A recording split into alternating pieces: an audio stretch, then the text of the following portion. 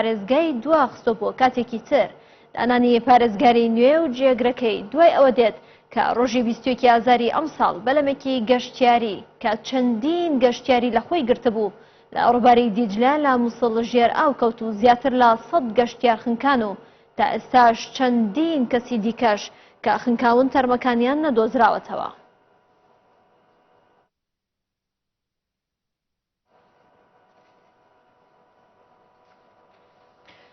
دادگایوان داوا دەکات پەرلەمانتارێکی پێشووی تورکیا لە فراکسیۆنی هەدەپا بە ئەتۆمەتی سوکایەتیکردن بە گەلی تورک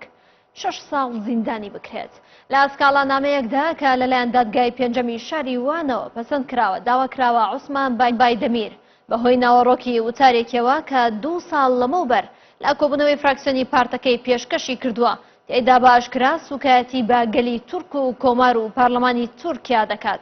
سزا بدرێت بە 6 ساڵ زیندانی کردن. هەروە باسی لەوەش کردووە بایدەمیر کە لە 19 نیسانی ساڵی 2018دا لە پەرلەمانتاری لابراوە لە 6 نیسانی 2018دا چۆتە دەرەوەی تورکیا و نەگەڕاوەتەوە. لە ئێستاشدا سەرۆکایەتی داواکاری گشتی لە شاری وان لێکۆڵینەوەی لەو سکاڵانەمەیە تەواو کردووە دوای هەرەسێنانی پرۆسەی ئاشتی لە تورکیا و دەستپێکردنەوەی شەڕی چەکداری پەکەکە و تورکیا. لە ساڵی 2015دا تورکیا هەڵمەتی دادگاییکردن و زیندانیکردنی ئەندام و بەرپرس و پەرلەمانتارانی هەدەپەی دەست پێ کردو و لە ئێستادا بە هەزاران کەس بە ئەتۆمەتی بوونی پەیوەندیان با پەکەکەوە خراونەتە زیندانەوە.